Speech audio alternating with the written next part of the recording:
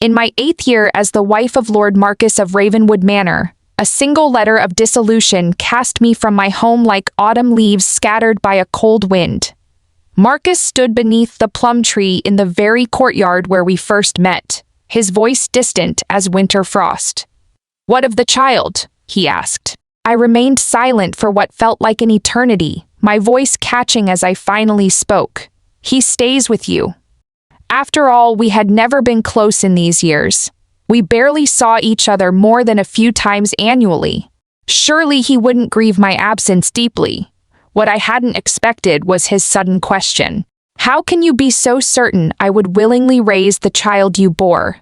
A gust of wind swept through, scattering my already fragmented thoughts, and familiar feelings of inadequacy and shame rose unbidden in my chest.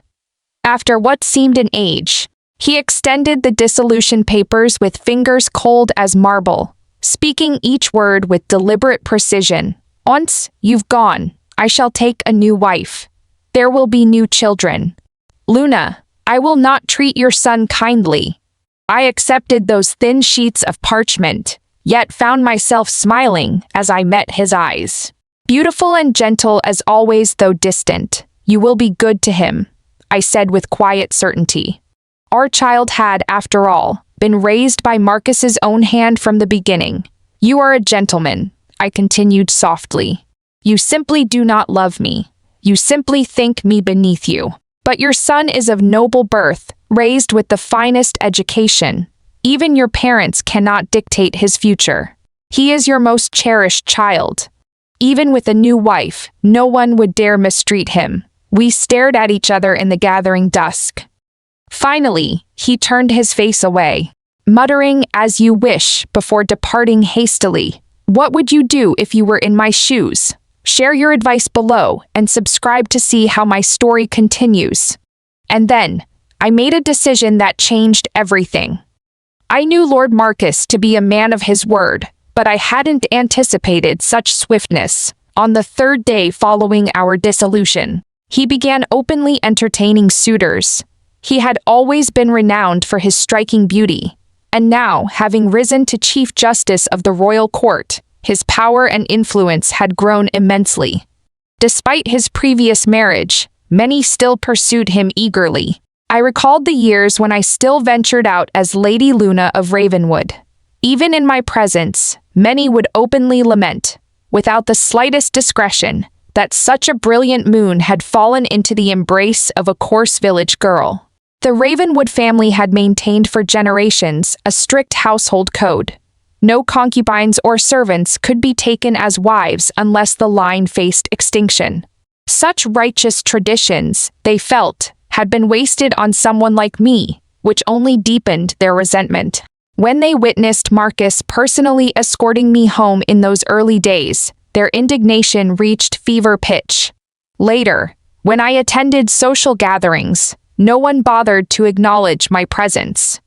Thinking of those bygone days, I couldn't help but smile ruefully as I gazed out from my small shop. Wave after wave of noble ladies passed by in their elegant carriages, heading toward the southern mountains beyond the city walls. Though winter had arrived and plum blossoms beckoned, this was as much about courtship as appreciation of nature. Most were traveling in hopes of capturing my former husband's attention. I withdrew my gaze, no longer watching the procession outside. My dumpling shop had just opened, and I was busy from dawn to dusk, with little energy to spare for such matters. I simply hoped he would find a compatible wife who would treat our son Adrian with kindness. Beyond that, such concerns were no longer mine to bear. Though my days were difficult now, often fraught with troubles, I finally possessed something of my own. A home where I needn't read others' expressions, or wait endlessly for someone who might or might not come. I wiped perspiration from my brow with my apron and was preparing to close after serving my last morning customer, when an angry shout froze me in place. "Luna, how dare you disgrace yourself here in public?" My entire body went rigid. Only when the person stood directly before me could I avoid looking upon that familiar face. I had once been nothing more than a village girl. Before entering the Ravenwood household, I survived on scraps and gruel, often going without food entirely. I didn't even possess a proper name. During the reign of the late emperor, excessive construction projects and crushing taxation had made survival nearly impossible for common folk. Our family's meager plot could barely sustain 3 children: myself, my brother, and my sister. From my earliest memories, my parents deliberately distanced themselves from me. Among their 3 children, only I truly went hungry and cold, as they begrudged spending even the minimum necessary to keep me alive. They had decided from the beginning to sell me, not only because of my pleasing appearance, but because of my quiet, unremarkable temperament, and because, like livestock, I was nearing the age when I could be profitably disposed of. 6 years later, seeing my mother again stirred surprisingly little emotion within me. Those sleepless nights of resentment and longing had worn themselves down to mere shadows through the passage of time. So, it is true, the Ravenwood family cast you out. She wore gold and silver ornaments, appearing younger than when I had left home 6 years prior. Behind her, a young maiden's head appeared, adorned with pure gold hairpins that trembled with each movement, their butterfly ornaments seeming ready to take flight. She timidly called me sister. The next moment, my mother pushed her forward, speaking with firm resolve. You must return to Lord Marcus and beg his forgiveness. While he remains unmarried and still holds affection for you, seize this opportunity. Whether as servant or concubine, you must reclaim your place. Her tone was utterly matter of fact as she added, if you cannot manage it, then your sister shall go in your stead. I found this absurd beyond measure and glanced involuntarily at the barely 16-year-old girl. She blushed prettily and lowered her eyes. A chill ran through my very bones. I hadn't realized she would sell not just 1 daughter but 2. I stared at her coldly. What affection could Lord Marcus possibly hold for me?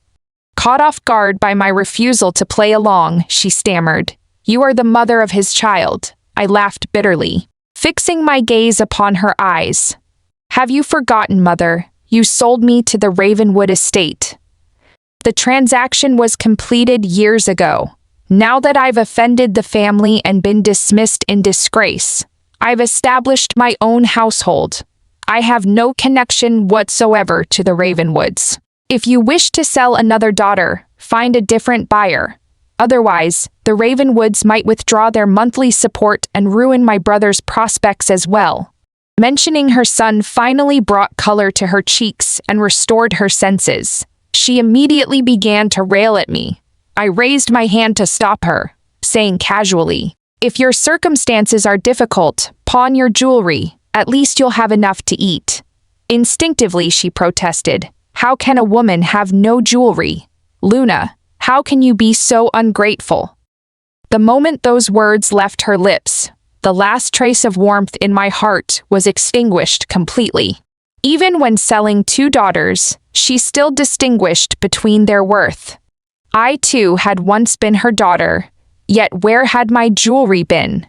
I possessed none even on my wedding night. I was sold to the Ravenwood family at 16, with straw binding my hair and wearing patched clothing. I walked through their gates under the scornful gazes of onlookers. The Ravenwood family then was not the prestigious household it would become, but rather one universally despised.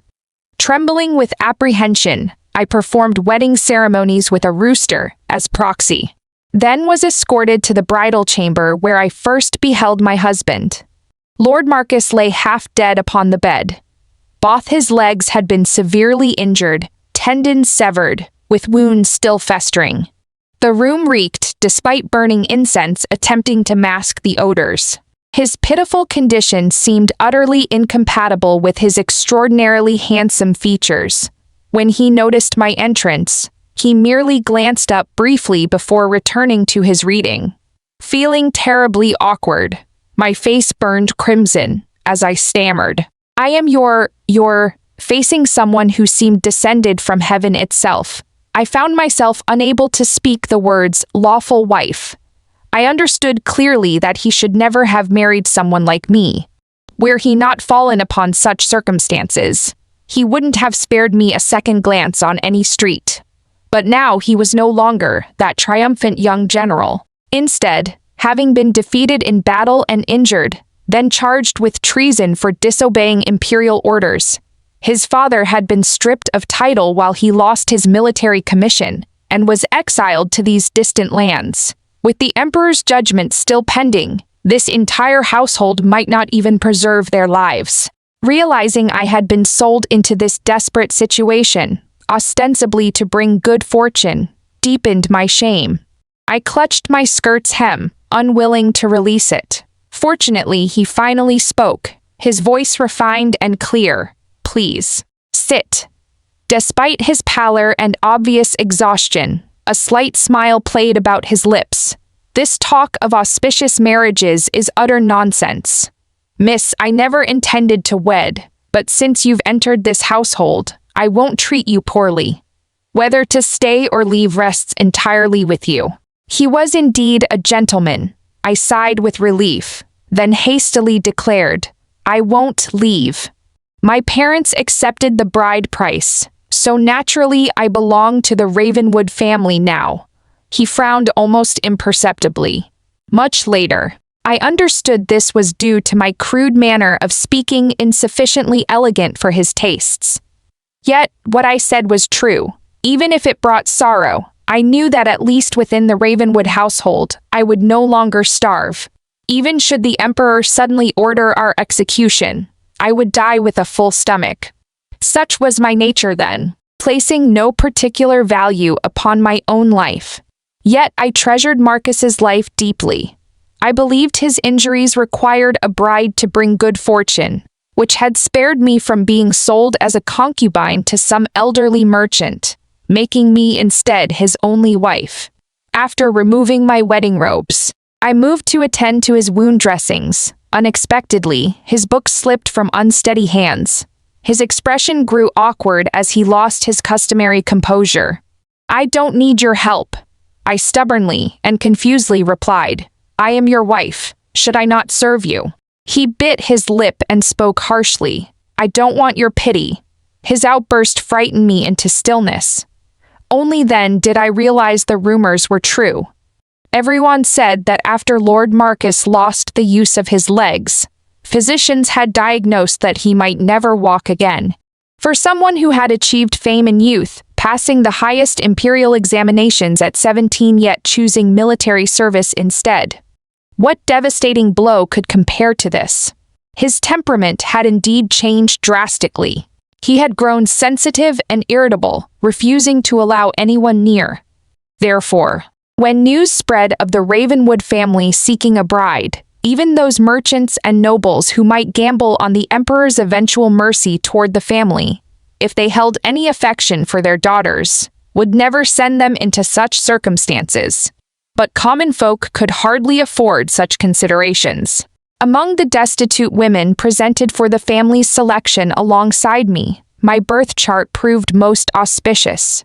The former young general, in everyone's eyes, had become a demon who devoured human souls. I was chosen as the sacrifice to appease this demon. In the silence that followed, I was first to speak. My lord, if you won't permit me to serve you, I fear I'll be too embarrassed to partake of the Ravenwood family's food tomorrow. After my words faded, he remained unresponsive. Eventually, he said quietly, but I don't want your pity. The village girl I was then lacked the cleverness I would later develop. Desperate to comfort him, I poured out all my past sufferings and hardships, sleeping on dirt floors, enduring beatings without fighting back, drinking cold water to fill an empty stomach. During wartime, when my parents awakened, only my siblings in their panic, leaving me unconscious from hunger in our abandoned home. I shed no tears as I spoke calmly, watching his shocked expression before saying softly, I truly wished to become this bride. Not merely because the Ravenwood family had paid for me, but because, during a scorching summer years before, I had awakened to find half our village ablaze. Foreign soldiers with unintelligible accents were pillaging and slaughtering, while my family had vanished without trace. A young general with black hair and red tasseled helmet came riding beneath the moon, his sword piercing the barbarian who threatened me with a blade. Seeing me unsteady on my feet, clearly weakened by severe hunger, he tossed down a jade pendant and rode away. That pendant I couldn't bear to pawn, but eventually sold the gold beads from its tassel when hunger became unbearable. Those few gold beads not only saved my life but sustained me until I found my family, preventing me from drifting rootless through those chaotic times. Yet I shared none of this. I knew the current emperor still lived, and being not particularly clever, speaking wrongly might cost me my head. Marcus gazed at me for a long while before saying, "I am the one who has wronged you." Rather than continue arguing, I startled him by lifting him bodily into his wheelchair and beginning to clean his wounds. His ears turned bright red. From outside came a gentle sigh. The following day, Marcus's parents received me warmly, expressing great satisfaction. Through winter and summer, Marcus and I grew increasingly familiar.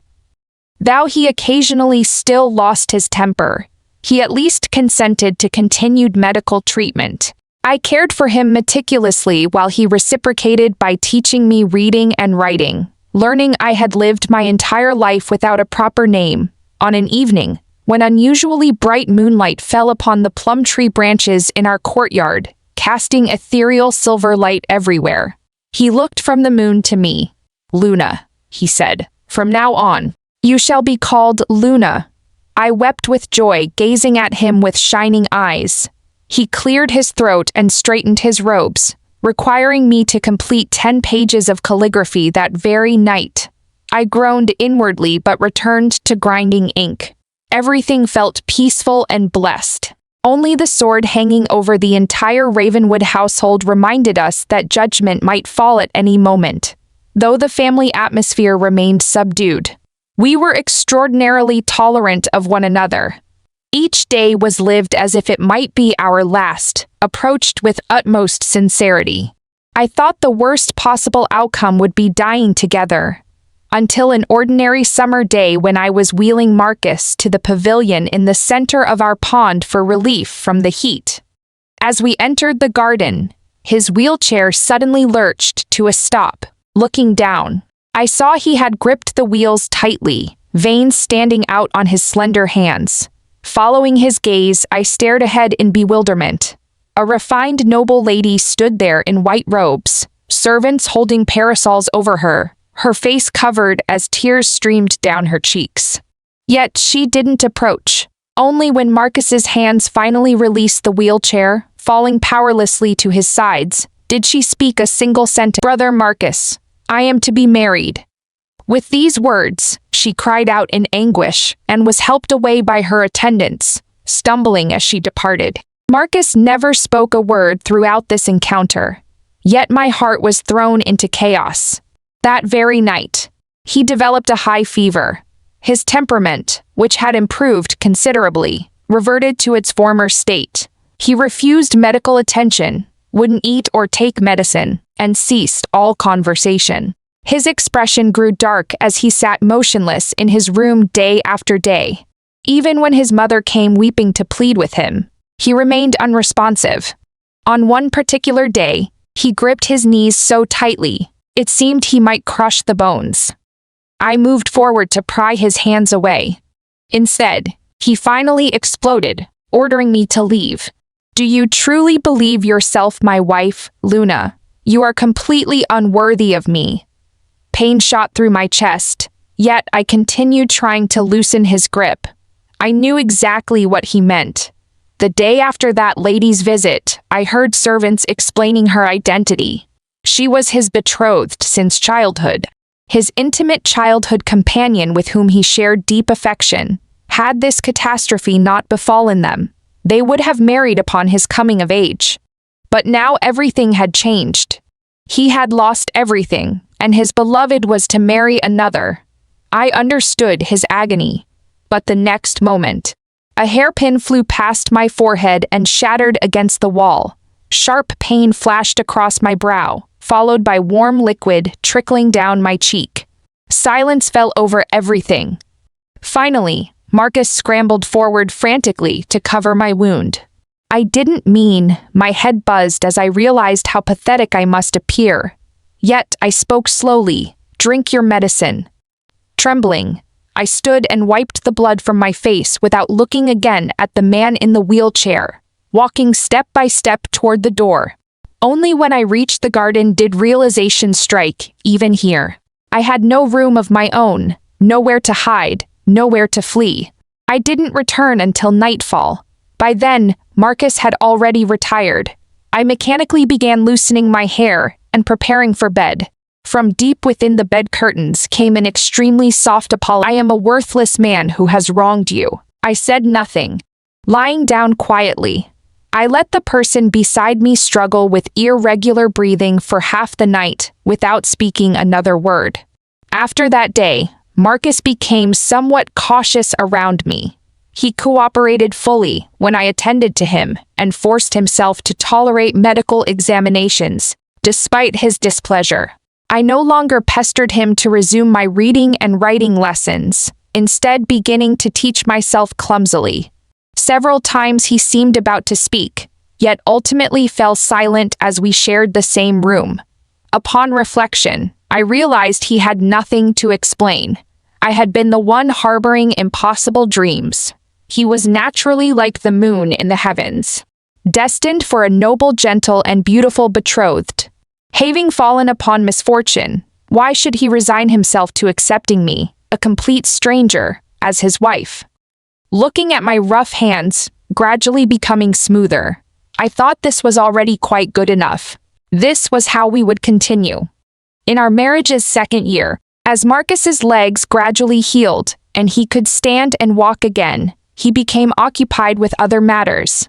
He left early and returned late while I remained at home, never venturing outside. Until one evening when he returned with a grave expression and suddenly pulled me into his arms. I instinctively pushed against him, but he held me even tighter. Puzzled, I asked, "My lord, what has happened?" He answered gently, "We're to have our property confiscated. Are you frightened?" Shock filled my heart. The sword suspended above our heads had finally fallen. The next day, we were expelled from our vast estate. All our jewelry confiscated. Marcus's health hadn't fully recovered, making this ordeal devastating to his condition. Fortunately, our lives were spared. The entire family crowded into an abandoned temple with neither food nor proper sleeping quarters. After 2 days of this, occasional sobs could be heard throughout the night. I suddenly recalled the 1,000 pieces of silver my parents had received when selling me. Throughout my childhood, they had spent perhaps 10 pieces of silver at most on my upkeep. They had told everyone I was getting married. Who could say a married daughter couldn't return home for assistance? Finding an excuse to leave the temple, I ran back to my family's village. Where once stood a thatched hut, now rose a house of blue brick and tile. Though not staffed with numerous servants, several cleaning maids were employed. I shamelessly approached their door, hoping parental affection might move them. They drove me away.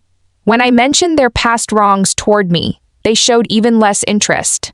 Finally, I threatened that unless they gave me 100 pieces of silver, I would report to authorities that our marriage arrangement meant they should face punishment alongside the Ravenwoods. This wasn't actually legal grounds, but even my parents, simple peasants, knew that officials rarely refused additional bribes. They cursed me viciously, striking my face and calling me unfilial and ungrateful. In the end, I returned to that ruined temple carrying 100 pieces of silver, joyfully announcing we could afford proper lodgings. Marcus's sister was first to break into tears. Having never experienced hardship, she had previously disdained association with me. But adversity had taught her some gratitude, sister-in-law. "We owe you so much." We moved into a modest two-courtyard residence, incomparable to our former manor house, yet providing genuine shelter, with food, clothing, and medicine for Marcus secured. No one in the household knew how to cook, myself included. My mother had never allowed me in the kitchen, fearing I might steal food. I truly lacked any talent for cooking. During those months, I burned my hands repeatedly. My greatest culinary achievement was making dumplings. Since losing his temper with me that once, Marcus had become exceptionally gentle. When I worked in the kitchen, he would use his scholarly hands to tend the fire for me. Until 6 months later, when the emperor suddenly died, while the crown prince was returning from a hunting expedition to the capital, he was assassinated en route. The capital erupted in chaos. On that night when flames illuminated the sky, Marcus quietly left home and didn't return until dawn. When he came back, he carried imperial edicts. He had transformed into assistant chief justice and been elevated to duke. Marcus's father was restored to his former position, becoming a marquis once again, with 2 noble titles in one family. Their glory knew no bounds.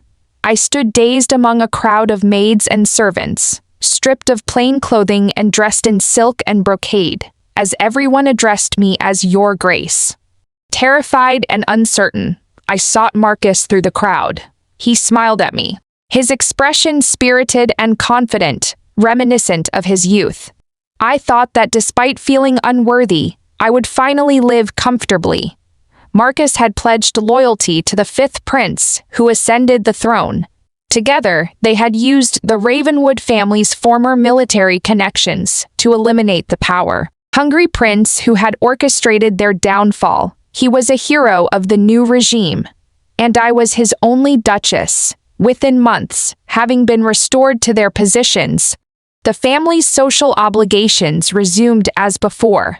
Given the Ravenwood family's current imperial favor and precarious prominence, they attracted not only those who had previously shunned or attacked them, but many who now eagerly submitted invitations for their ladies to attend gatherings, hoping to gauge the duke's intentions and arrange advantageous matches for their children. The Ravenwood women, who had once wept over a single meal, naturally returned to their former lives with ease. Only I remained apart. I was completely out of place, unable to understand subtle implications, incapable of composing poetry, and ignorant of tea ceremony or artistic appreciation. Initially, Marcus's mother patiently attempted to educate me. But at 18 years old, how could I learn as quickly as a child? Gradually, 8 times out of 10, she would leave me at home. During the family's decline, I could serve as a suitable daughter-in-law. But now, that was no longer the case. I had never wanted to attend these functions anyway. Yet, I feared bringing shame upon Marcus. Several times I wanted to ask what I should do, but he was far too busy. After returning to court, he had abandoned his youthful indifference to fame and power, throwing himself completely into political affairs. He left at dawn and returned late at night. Sometimes we went several consecutive days without exchanging a single word. Finally, one day I intercepted him as he returned from his duties and headed toward his study. I had barely begun saying, "They say," when he interrupted wearily, "I know. It is time we consummated our marriage. After that, no one will dare gossip about you."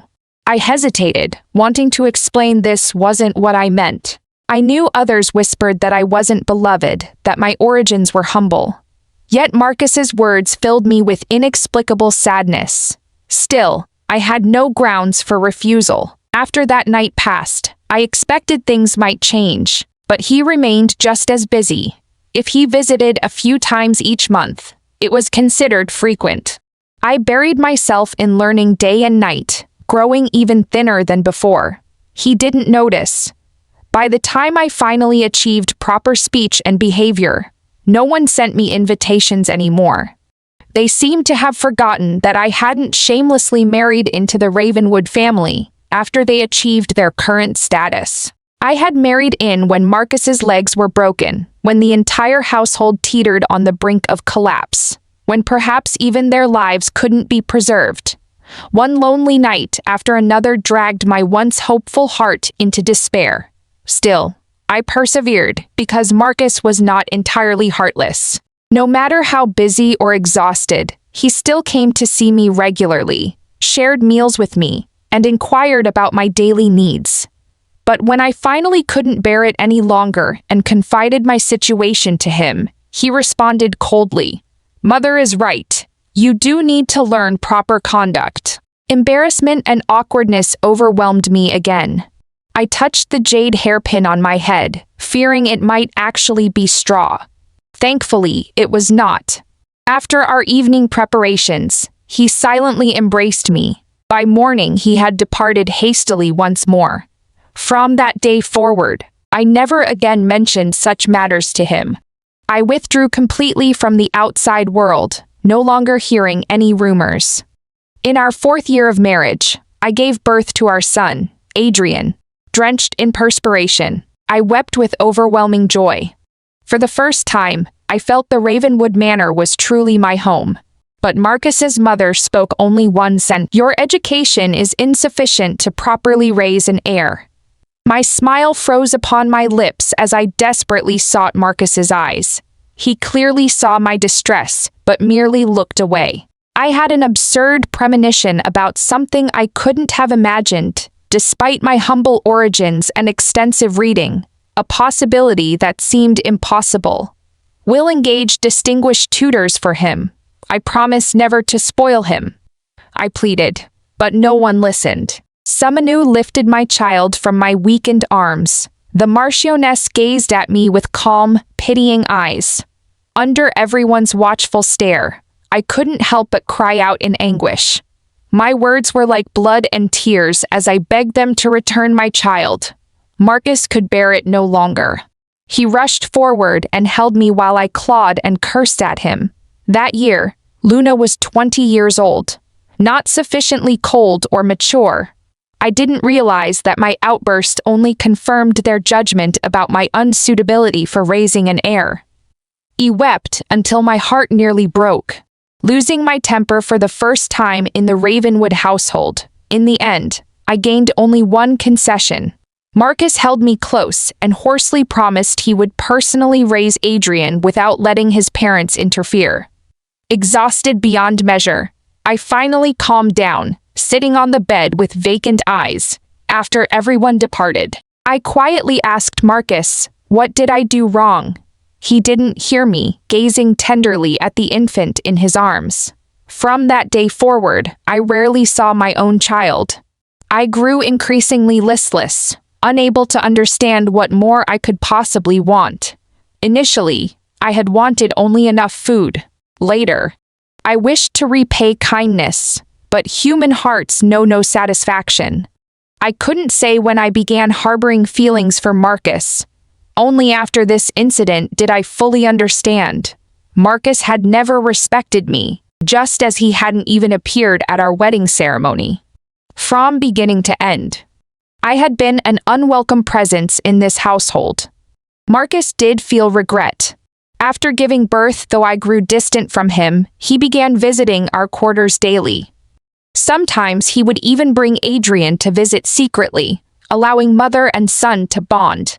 But I felt neither particularly happy nor unhappy about this. He grew somewhat irritable and again pressed me to attend social functions.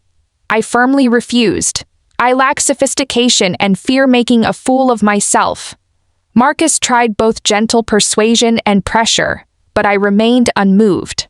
On an ordinary evening, as he held me from behind, he suddenly said, "Luna, we've been married many years now, haven't we?" I nodded. "Yes, many years." He said softly, "Yet we never had a proper wedding celebration." I thought for a long while, recalling the rooster I had married. I finally replied in their manner of speaking, "Such things are merely external trappings." He fell silent.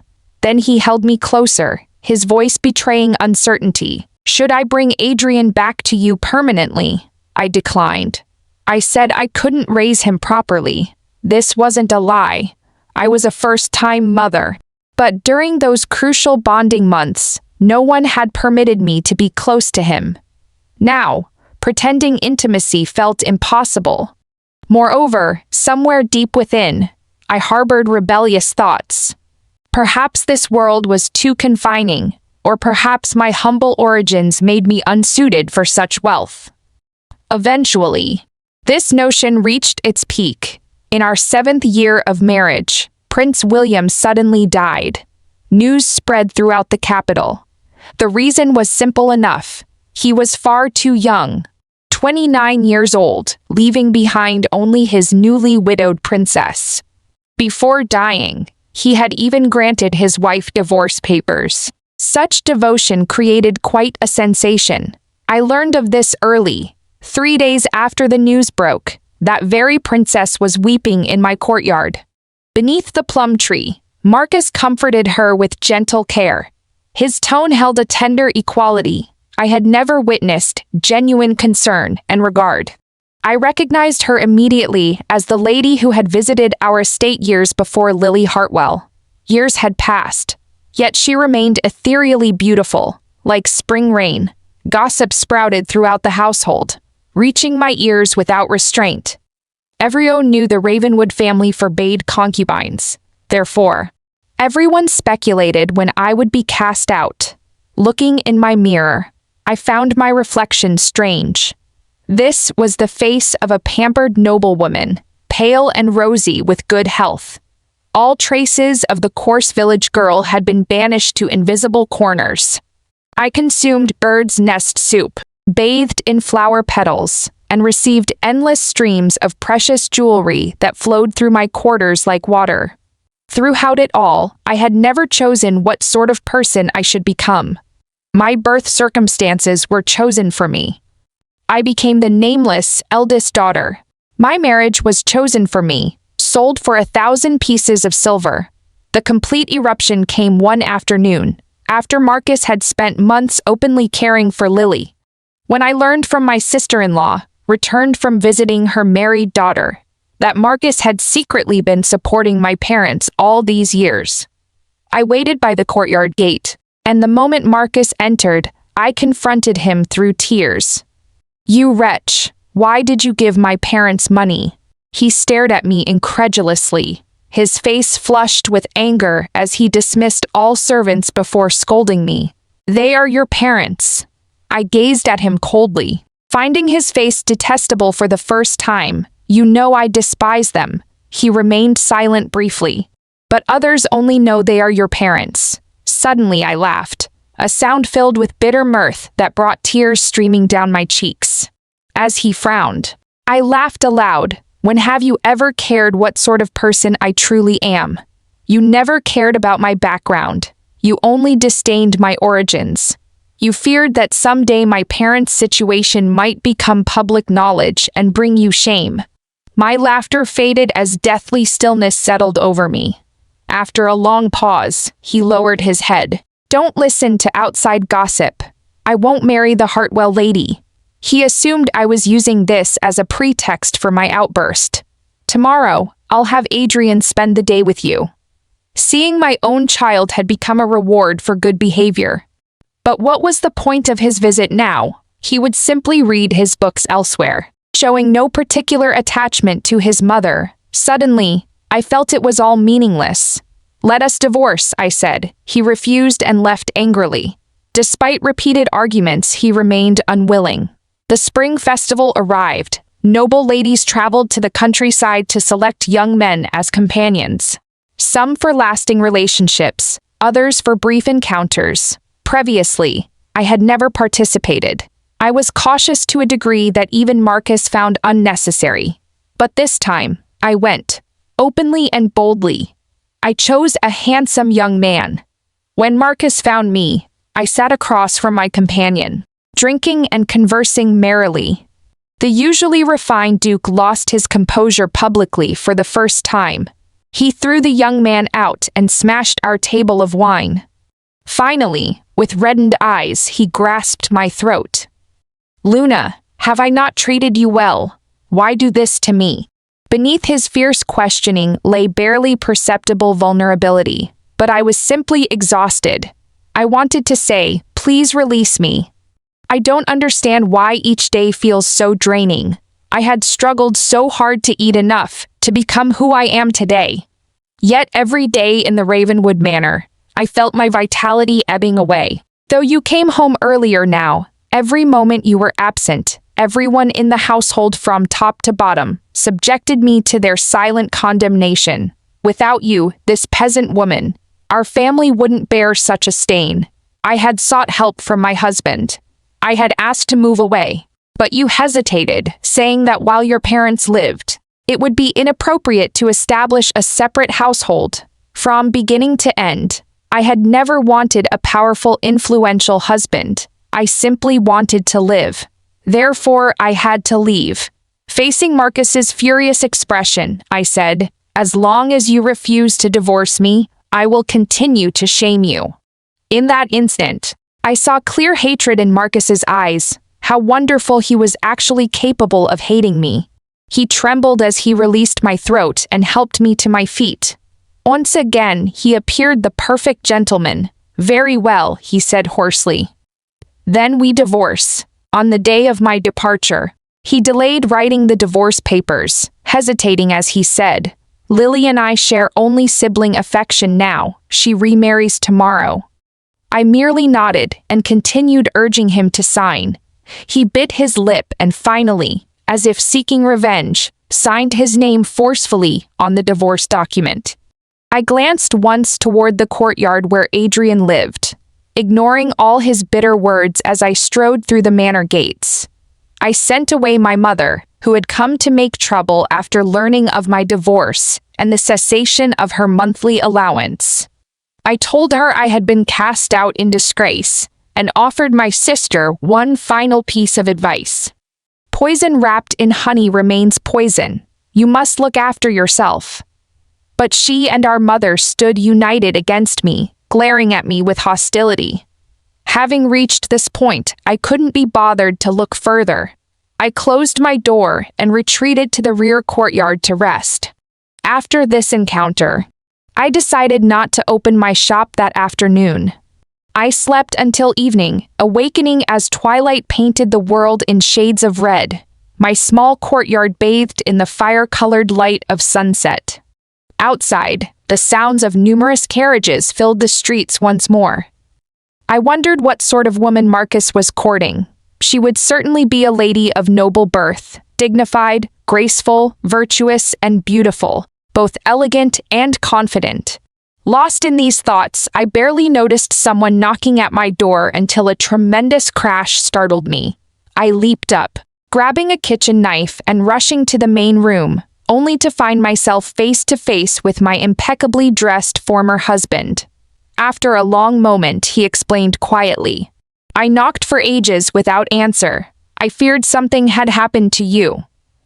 Before he could continue his explanation, the small figure behind him rushed forward. Though clearly trying to act mature, he broke down completely in my presence. "Mother, if you were leaving, why didn't you take me with you?" I stood helplessly until Marcus gestured for me to embrace the soft little person. Only then did I realize he was burning with fever. His words slurred as he said no one wanted him anymore. Marcus's face had turned ashen, yet he only managed to receive the slap I delivered as I stood holding our child. "Only days after our divorce, you couldn't wait to go courting, forcing Adrian to make way for your new children. Marcus, I misjudged you completely." He opened his mouth to explain, but I was already startled by my own behavior. He was, after all, a duke. Previously, I had always spoken gently to him, never creating such public scenes, yet he showed no anger. Instead, he lowered his head. "This is my fault." Behind him, a physician hurried forward as our son explained through tears. "It is not father's fault.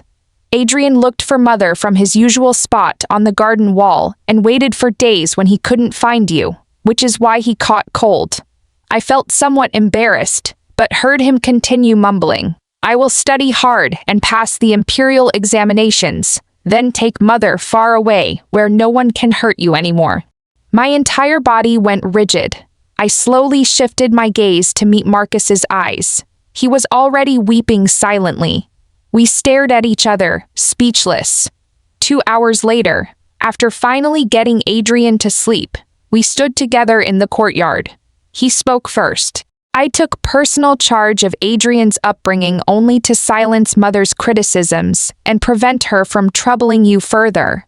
I searched my memory carefully and vaguely recalled something. Indeed, after Adrian's birth, I was no longer required to pay respects to the Marquis and Marchioness." His voice carried a hint of grievance. "Seeing you grow increasingly despondent, I dared not let you care for him directly, instead trying every method to make you smile."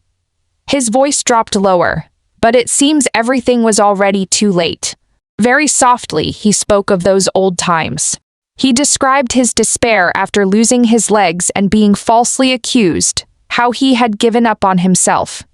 Remembering his former confidence and seeing his former fiancée marry another in his moment of disgrace and isolation.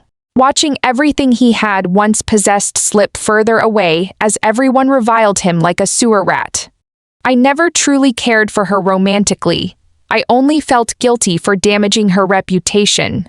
He spoke of his anxiety upon returning to the capital, fearing loss of his regained position, working frantically day and night, abandoning his former nobility to climb the political ladder. By the time he noticed my suffering, it was too late. So I presumed to decide that rather than attending those meaningless gatherings, you should stay home learning proper etiquette, only participating in unavoidable palace functions. But his condescending tone had shown no consideration for whether I understood his reasoning. "I did indeed look down upon you once," he admitted. "But later, I never felt that way again." I interrupted. "Yes, you did." Contempt and indifference were also forms of disdain, latter. I actually understood that Marcus harbored some feelings for me. I could even sense his urgency about moving to a separate residence, and the helplessness and tenderness in his daily gaze. But he disdained explaining things to me. He didn't consider me someone worth communicating with. In his eyes, I would forever remain that village girl with straw in her hair, standing before him timidly with unconcealed adoration. My connection to him ran too deep. Even my name came from him. Therefore, despite his panic and heartache, he remained certain I would never leave him. Only when he witnessed my desperate actions did he finally understand my determination. He knew that without releasing me, I would truly become unrecognizable. Yet even after our divorce, he still used the pretense of courting others to punish me. He denied this quickly, protesting urgently. "That is not what happened. I never went courting. I was investigating a case in the countryside. How was I to know so many people would assume I was meeting potential brides and follow me there?" I didn't respond, feeling somewhat dazed. "Luna, you must take care of yourself," he said quietly. "I have wronged you." Since we had known each other, he seemed to have said these words to me countless times. Looking toward the window where our child lay sleeping, I shook my head. "I don't hate you." He appeared slightly stunned. I drew out a small pouch and extracted a jade pendant from within. The original golden bead tassels were gone, leaving only bare cords that had lost their former luster. His eyes widened slightly, as if remembering something. "You once saved my life. Therefore, Marcus, I never entered your household seeking advancement or gambling on wealth. Recalling all those bygone moments, awakening emotions, unstable temperament, misunderstandings given and received everything we had experienced together." The temperature dropped sharply as snow began falling in the courtyard. I turned to look at him. "Marcus, I once loved you." His tears fell silently, snowflakes settling on his eyelashes. His voice remained low. "Luna, it is too late, isn't it?" I turned to watch the falling snow, placing the jade pendant in his hand. "Who can say? After all, whether as Luna or as the nameless village girl, I had only ever wanted to live well, nothing more. Everything else was merely decoration. I understand, Marcus said, for the next 3 years. He defied his parents' threats and established a separate residence, though he accepted no further promotions. All of the capital knew his various rebellious acts stemmed from deep love for his former wife. His new residence stood very close to mine, so close that Adrian could run to eat my dumplings after school with just a few quick steps. I managed my business freely, serving only a few regular customers. When Adrian visited, his handsome father would follow at a distance, as if he had nothing particular to do. "Mother," Adrian said excitedly, "my teacher praised me today." We had grown increasingly close now. No longer did he carry such heavy thoughts for one so young. I embraced him affectionately. "What reward would you like?" he asked carefully. "Might I sleep here tonight?" Without the slightest hesitation, I smiled and nodded. "Of course you may." My heart grew freer and lighter each day, and many things that had once troubled me now seemed clear.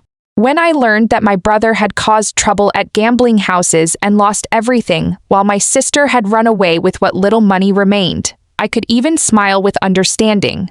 How much more when the Marchioness suddenly developed a conscience and sent repeated letters seeking reconciliation.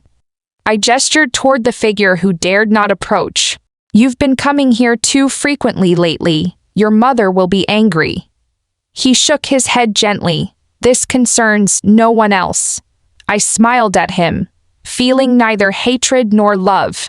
Who could fully predict what the future might hold?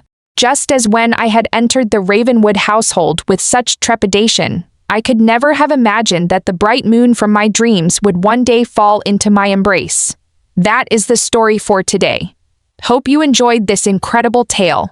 Share your thoughts in the comments below. I'd love to hear from you. Subscribe for more captivating stories like this, and don't forget to like and share this video. See you next time.